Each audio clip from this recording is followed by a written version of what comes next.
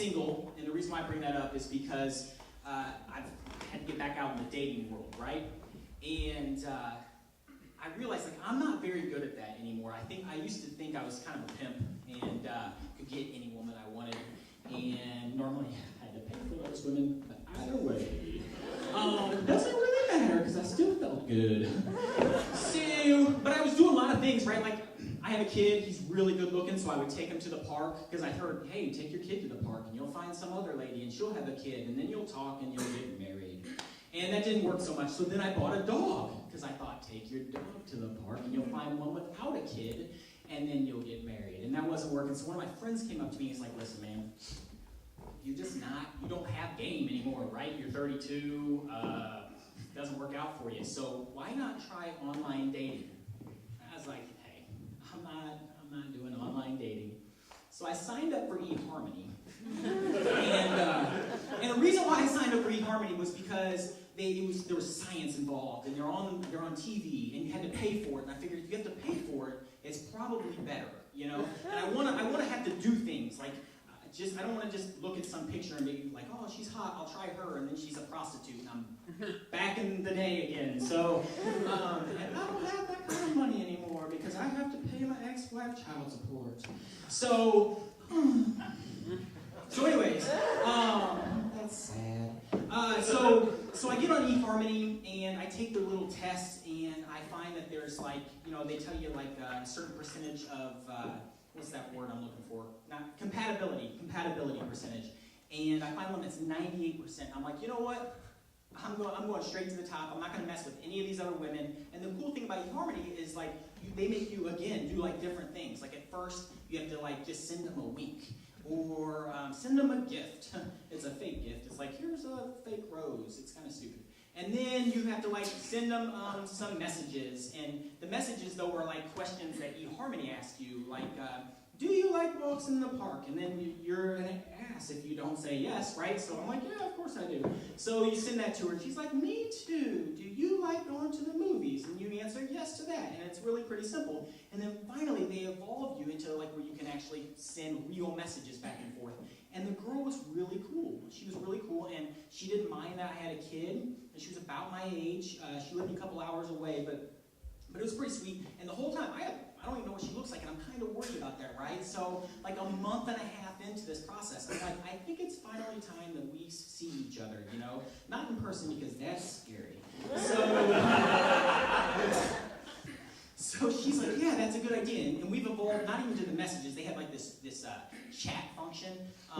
So basically, we've gone backwards because we're just like on Yahoo now, essentially. And so we're chatting, and I said, how about sending her pictures? And she said, yeah, that's great. I was like, okay. I got real corny, and I'm like, on the count of 3, send your picture. And she's like, yeah. And so I type it in. I'm like, what? And I do ... And then I'm like, 2, 3. And we send a picture, right? And hers comes across, and I have to download it, and I'm all scared. And all of a sudden, I look down at the chat, and I guess my computer is slower, or my network, or whatever, however that stuff works. And I see in her chat box, WTF? Question mark. And I get really scared because I think I'm pretty hot. And so, I'm like, what is this chick's problem? You know, I wasted a month and a half. And then the picture comes up, and it's my sister. And I'm like, no, why is this happening to me? And I go back and I read some of the messages, and they're like really intimate, and I tell her about things I like that are adult things. And I'm like, I hope she doesn't know what a rusty trombone is. I hope. Don't Google that! Don't Google that! Please don't do that. So, moving on to less awkward things. Let's see, current events. I was listening to the radio the other day, and I know, it's a sad life I live. And so I'm listening to the radio, and they say Playboy wants to go the route of Avatar and How to Train Your Dragon. And I'm like, that's weird, because it's Playboy and that's a kid's movie. But they say they want to do 3D, but the magazines, right? And I got to thinking about that. And this joke is not suitable for the Skinny Improv. And teaser alert. So I'm like, what would have happened if back in the day that was the case, right? Like when I was 15, and it wasn't the Playboy, it was the Sears catalog, right? And it's just me and the Sears catalog in 3D with my 3D glasses and my socks on, and that's it. Like, I would have never, if it was in 3D, I wouldn't even have noticed anybody else even came into the room for like an hour or 6 minutes. But either way, I wouldn't have known they were there, so that's disgusting. I'm sorry that I put you through that. Let's see, what else? Ooh, I love rap music, right? And we were talking about that earlier. Where's right there, my rap man.